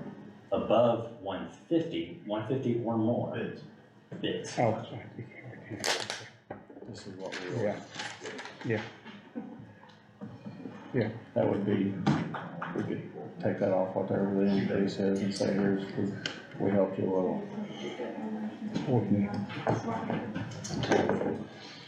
Are there Guys, I any- wanna apologize, cause I No, thought we were. I'm actually glad you guys are here because there is something else that I wanna bring up. Okay. Because there is a project that is in there that has to do with the golf course paths. And I think they're kind of in the same boat. And I think the fire department request is in the same boat as the fair board. And I know, who did I talk to on the phone earlier? Me. Okay, thank you.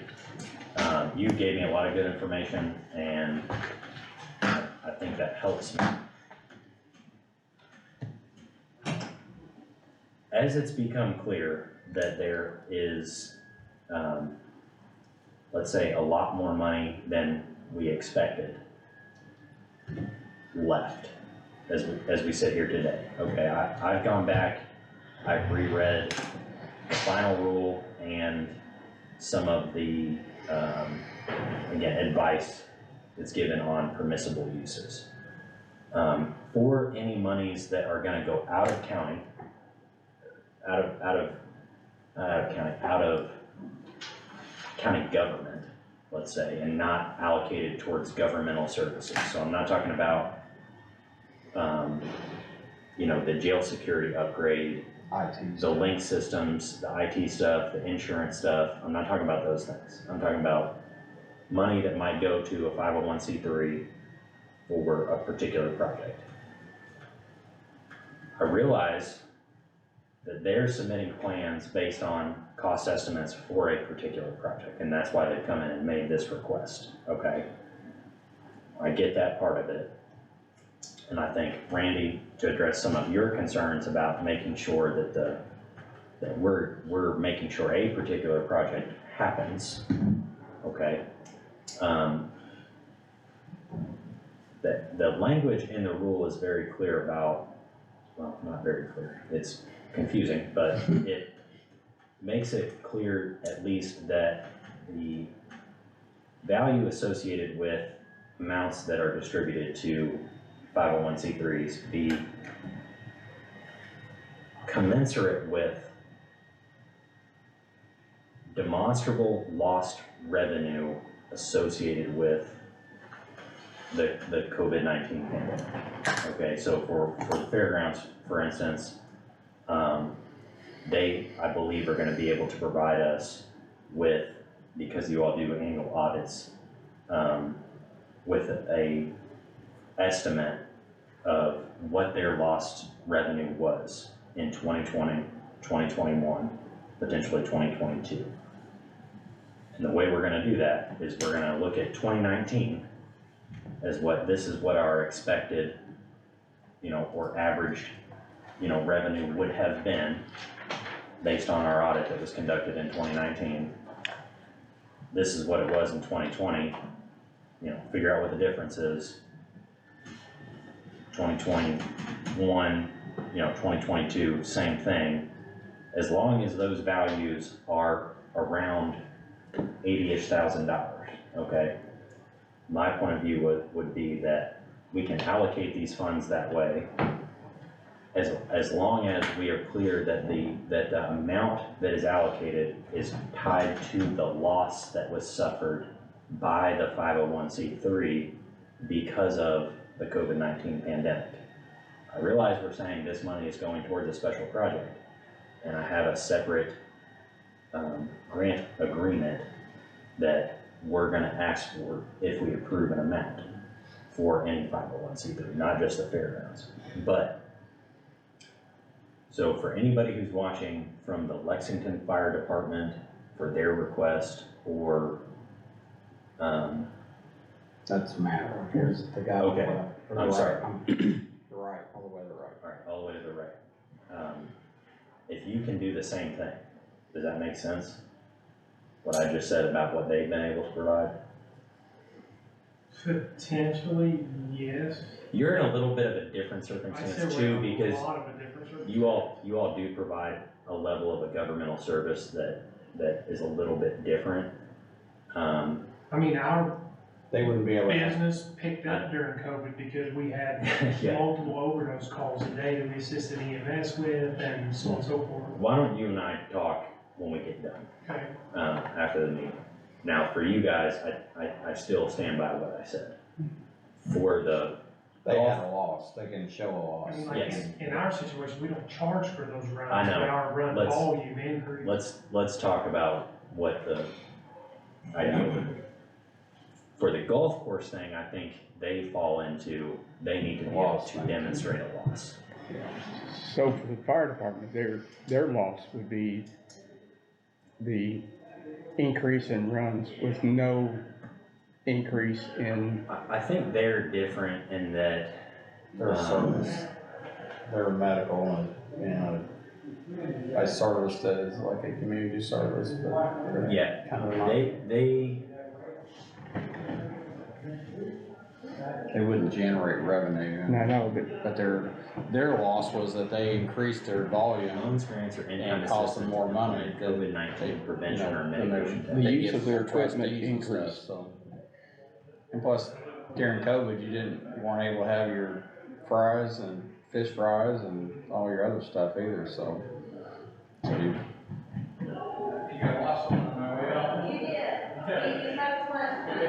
Let's talk after we get done. Okay. But if anybody has any contacts with the group that's requested stuff for the golf course, I mean, I'll get with them. they need to be able to do the same thing that the fairgrounds is gonna be able to do, because it's not, again, I don't think it's, the one thing that's weird with the Lexington Fire Department, you are a 501c3, but you contract with the fire district, right? With the trustee. with the It's trustee not a fire district per se, Okay. but it's through the township. to provide fire services, which is a governmental service. So that's where I think that's a little different. So, you know, it's not like we're not allocating funds toward a governmental service, we're just allocating them to a different government entity that contracts with a 501c3 to provide a service. So let's put a pin in that issue. Okay.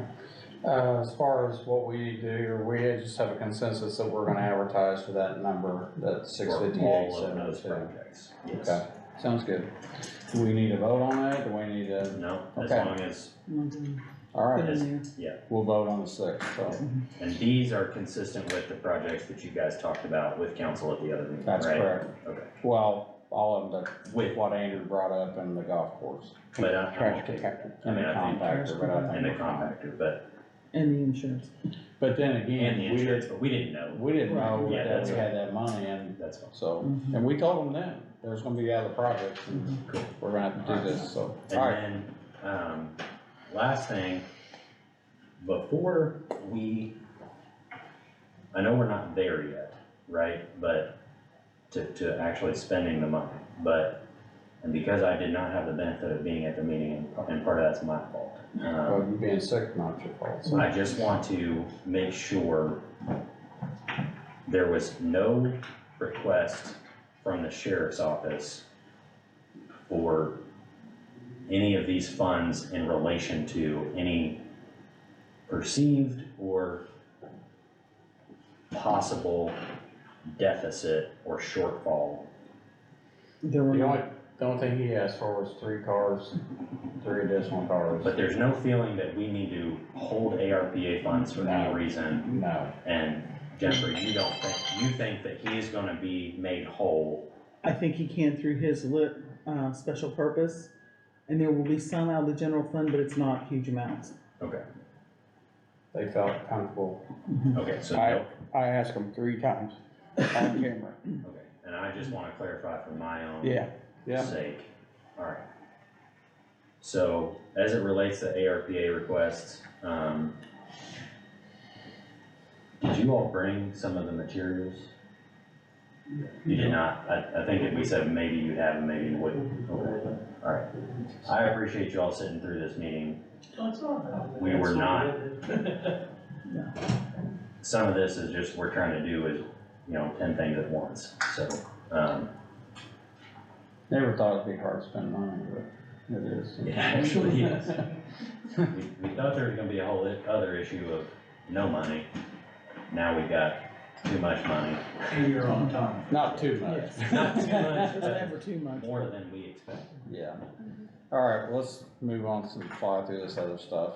I mean, we're not, well, he wants to talk to you guys, so, Jerry North petition vacate, I mean, is there? Alright, Jerry North did, submit and file with the auditor's office to the commissioners. I accepted the service on your all's behalf. A request to vacate, It's on Robin Road. petition to vacate a public way. It is known as West Robin Road just by normal, but there's also a legal description that's included in the petition. And he was nice enough to provide a legal notice as well that we have sent out to a list of adjacent landowners.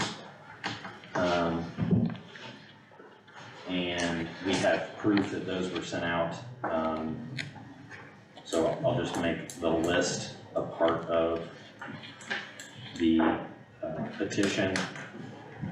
And then there is an attached ordinance that went with that, which would be 2024 OR4, I think. Now that No, we just had 4 was the health okay, department. we're at 5. 5, yeah. And basically what this would do would vacate the segment of, the small segment of diagonal roadway that runs, I believe actually between Jerry North's 2.7 acre tract.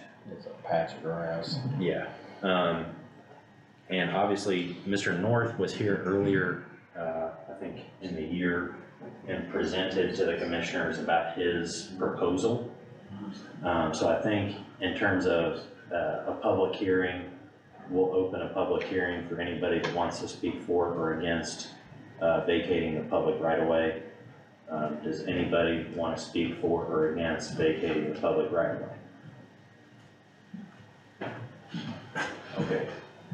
Hearing none, we will go ahead and adopt the statements and proposal that was submitted by Jerry North in favor of vacating the public right-of-way as part of the public hearing aspect. He's not here in person tonight to speak and just reiterate the same things that he said at that last meeting. So really at this point, it's up to you guys. Again, my belief is that if you vacate this public roadway, it's just that small strip, and then Mr. North would be responsible for closing, right, and removing any, Roadway that's left over. Yeah, he said he would. Because my understanding is the roadway's been there for so long, I would be okay with if the county highway department wanted to help, like put up some signs or seal some stuff off. I would hate for, drivers who've been down that road 1,000 times to get super confused. Yeah, we'll have to put some signage up. Yeah, while he does the changes, but, well, we're gonna put some signage up because people are gonna come down through there that's always thought that thing and they're veered gonna off end to the up in right. somebody's It's not gonna be- front yard.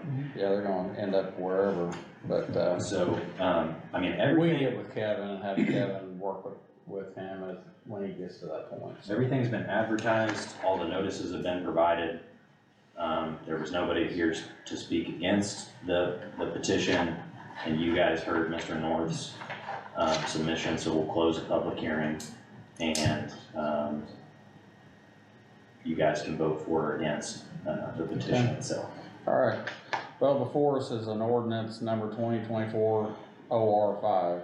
The ordinance is vacating public way, and the address is, or the location is West Robin Road, and it is Jerry North's property. So I'll entertain a motion to vacate this strip of land, to return it to the land, or homeowner. I'll make a motion to return it to Jerry North.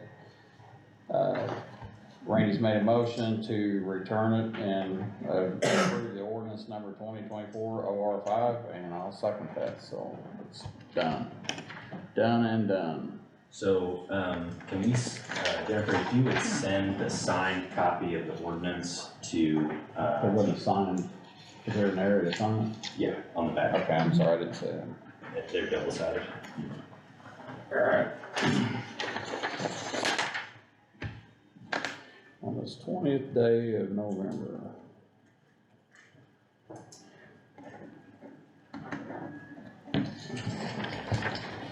And who do we send that to, Zach? It is.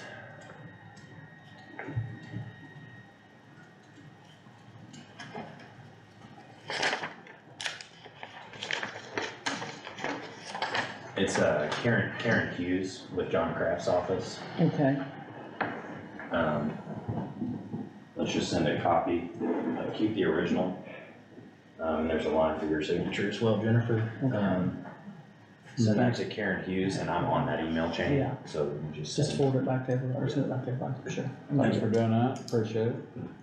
Alright, next up is community corrections, the door. We actually appointed, contractor musical chairs, I guess, because, a few months ago, I entertained a contractor to replace the door over there.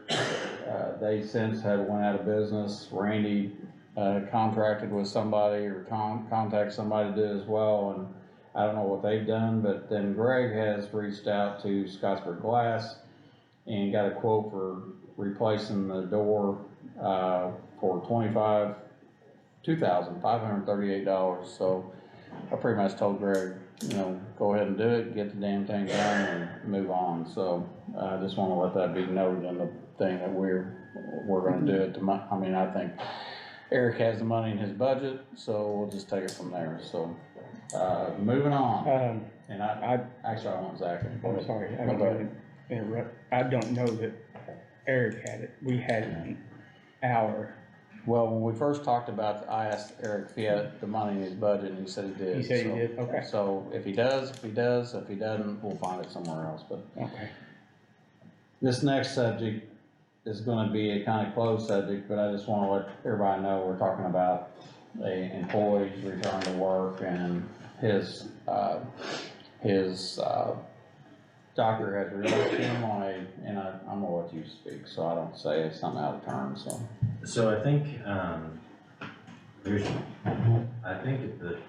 the question is, can the department head return to work under restrictions as outlined in the, letter that was received by the commissioners? I believe that would be okay. It's essentially a light duty description, it's temporary, and there's no indication that at some point in the future he would not be able to return fully in that capacity, so I think that what you could probably do is go ahead and approve him to return to work with all, duties and responsibilities, with the caveat that he's not to exceed the hourly amounts that are outlined for any of the, I don't obviously want him going around lifting anything right now. I don't think that's gonna happen. No. Well, that job's not got that anyway. So. There's also, I think, an ability for him to do some of his work from home, and I believe that you all can allow that.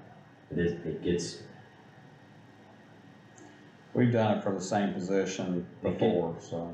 We just have to make sure that he is, again, reporting the hours that he's working. I realize he's a salaried employee, but we want to make sure that he stays within the hours allotted under this light duty policy that we're gonna call temporary, and that he is actually completing the functions of the job during that time period. Okay. I'm gonna ask Andrew a question. If someone logs into their computer, can they somehow, I know you can log in and say I'm on here, but then you're not doing anything. Is there a way to track somebody's? There is a software that can be installed that detects, keyboard inputs, mouse movements, screens opening, closing, functionality of the laptop. You can keep track of that. So, is it something we have? We do not have that right now, so it would be So do you have any idea what kind of cost there is of that? no clue. I do not think it would be a big amount whatsoever just for some piece of software like that. Here was another ARPA request. Anyway, I'm not saying I somebody. don't think that it's that necessary that you go that far. Again, we allow. Well, there's all. We don't have a clock in, clock out policy, is my understanding. Any salary. For hourly employees, whether that would be a good or a bad thing. He's salary though, but it really. I guess my thought is, that, again, he just needs to report the hours that he's working so that we ensure that he's not exceeding. It's not that we don't think he's gonna work the hours, I just don't want to put him in a situation where he's going above what somebody has approved him for. Okay, all right. So do we have to do anything here besides Just approve him to return to work under the light duty policy as stated in the letter. Okay. I'll make a motion that Jeremy, is allowed to return to work under light duty. All right, Randy's made a motion to allow our EMS or EMA and 911 director to return on under medical, requirements to return to work, so, I'll second that, so. Moving on, War Memorial Maintenance Contract with Kevin White. I think that's you. Yeah, did Kevin send you anything? I don't have that, no. Okay, so we're still waiting on Okay. the numbers. Our war memorial out here, so what's happened is somebody tried to do a good thing, but they used the wrong stuff. They used bleach on the heads, or on the war memorial, and it left a haze on there where they was trying to clean the war memorial for us, I believe. So, and Kevin, he used the right chemicals, he cleaned it, but he could not get the haze removed. So the idea here is this cleaner that he uses, it's called D2. It has a chemical in it that keeps mold and mildew off of the headstones, stones, for lack of a better word, but for 2 years. So every 3 years, we're gonna write a contract for every 3 years. Kevin just comes back and does a maintenance on them headstones to try to keep somebody from wanting to ever do that again. So so there's nothing to get the haze? No. So there's not a buffing? We could remove the stones and take them in and have them buffed, but it's not that bad, and I wouldn't want to take the chance of busting a stone. Okay. The stones are about if you bought them today, it's about $300,000. Yeah, I know that project was a big deal. All right, so you're wanting to enter into a contract. Do we have the contract yet? We don't have, I guess So you we just don't want have the to- contract You yet. just wanna talk about it. So, But I just wanted to let everybody know what the well, I subject saw was them out about. there the other day, Yeah. and they do look good, but I didn't notice a haze, but It's in the middle of stones. I can go out there and show it to you tonight, but, and also in that contract, he's going to be, taking any kind of silicone that is separated, because right now we got silicone that is separated away from where the two stones is met, and there's a fear, it's not fear, it'll happen. Water will get down in there, freeze, and push the stones apart. yeah. And it's very hard to move them, it's very hard to, so we need to keep them siliconed up, and he's gonna do that. So he's doing maintenance on them, Yeah. upkeep, so, all right, sounds good. Job description of the economic director, her position, did we send that to Baker Tillet or not? Well, that's been sent, it was brought back early this year. Greg asked me on that one. I thought it was Randy. It was Greg that asked me to do that. There's a question about how they're paying it, and there's a lot of questions around that job description. Let's table that till the next Yes. meeting, cause I know that's two different job descriptions. Visitor board is asking, hey, we're paying him this, but you need to pay him the other. Will you check something for our next meeting? Yes. There is an economic development line item that we had for when we were in partners with the city doing that. Can you see if there's any money left on that? Because I know there was at one time, so. And, we'll see what we can do there with that, so. We're gonna table that as well. So property cleanup, bid and amendment. That's something I asked about, and that's what I was asking you, can we put a Yes, so, date on it? I did not have time, obviously, to go in and make the change, but I will just redo, the ordinance for our December, probably our mid-December meeting. That's fine. And, we can make the amendment. You just want to add a section about post. I want a deadline of if someone's house burns down or it's damaged or whatever, they have X amount of days. And I'm asking for a year, cause I've talked to an insurance agent, he said, you got plenty of time. So I just want a date in there that they have to clean their property up or remove a house, or remove a trailer, or do something before that time period. I can put that. Okay. And also, I will say this, cause Greg, and I think you were involved in the Big Ox Road with the two trailers, and we filed a thing about them removing the trailers Oh, and yes. everything else. Looks like, we've got another bid, cause we just had one bid. It looks like we have a second bid to remove that stuff, so can I open this now, or you wanna? Do we have a date to open all of the bids? I don't think I don't so, think cause we we advertised it, we didn't really Okay. do that. Why don't we hold on to this till the next meeting, cause I don't wanna open it up and somebody else have something else. We didn't open the other one, right?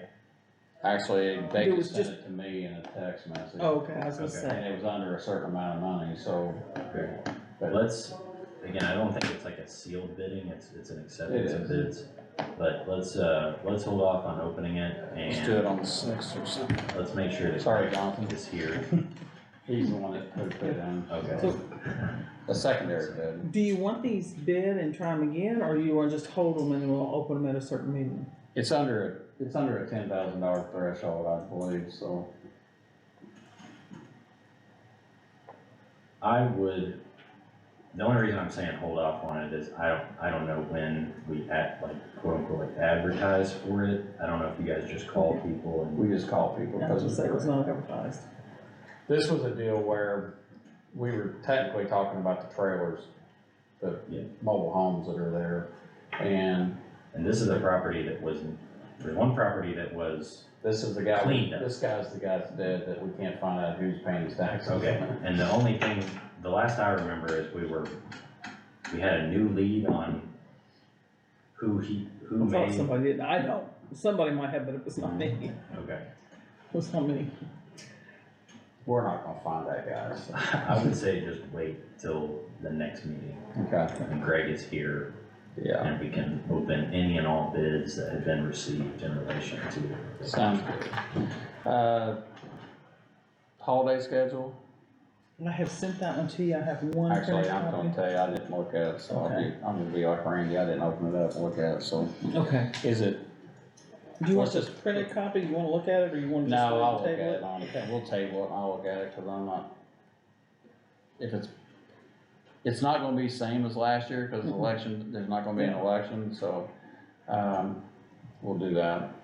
The next thing here is December meeting change, and we decided we're gonna meet on December the 6th at 5 o'clock. And, so that's done. Consideration of the regular and, special claims. Hold on, where have I got 'em? I do have special claims, it was for the election board. Here you go. Randy, have you had an opportunity to look at those? Yes. What Mandy sent you, so Yeah. I'll entertain a motion to accept those. I'll make that motion. Randy makes a motion to accept the regular and special claims, and I'll second that, so. Consideration of the payroll for November the 15th, have you had an opportunity to look at that as well? Yes. I'll entertain a motion to accept payroll for November the 15th. I'll make that motion. Randy makes a motion, and I will second that. Consideration of the minutes for November the 6th. Okay, we've got November the 6th, but we've also got the 2 special sessions, so there's 3 sets there that I'll need you to sign. Okay, let's just Oh, I think I got it. consider the minutes for the November 6th. Sorry. Also the special joint session for November the 6th and the 14th, so everybody had an opportunity, I'll accept the motion. I'll make that motion. Randy makes that motion, I'll second that. I'm not usually not saying, I'll make that unanimous, so, all right. Counselor, you got anything? I actually do. And I'm not gonna get too in-depth right now about it, but and I think I've talked to each of the board members kinda individually. Obviously, there's been an election, and the board is gonna change a little bit.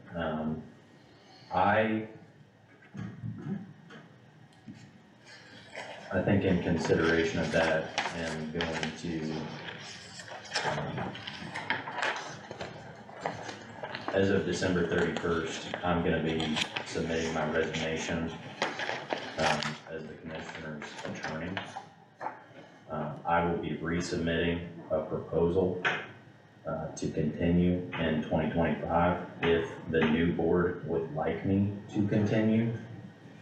The proposal that I will be submitting is not going to be the same that it has been in prior years. I have in the past worked under the terms of the original contract that was entered into by Bob Houston before I was even a lawyer. What you was getting into? So Yeah, 40 years ago.